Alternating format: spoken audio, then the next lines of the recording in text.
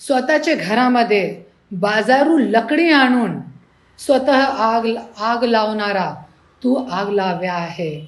आणि तुला आज जे आधार वाटत आहे तेच रस्सी जळली होती, पण बल पण गेले.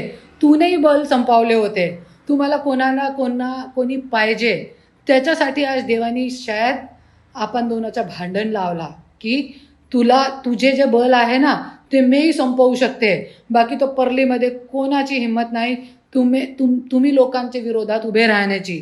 पण लक्षात ठेवा, जे घर तू जाळला, जे रस्सी तुझी जळली आहे, आता तुझे बल नाही गेले, पण लवकरच लवकर येणारे 4 महिन्यामध्ये तुझी आमदारगी रद्द होणार आहे और तुझे बल पण जाणार आहे. हे लक्षात ठेवा.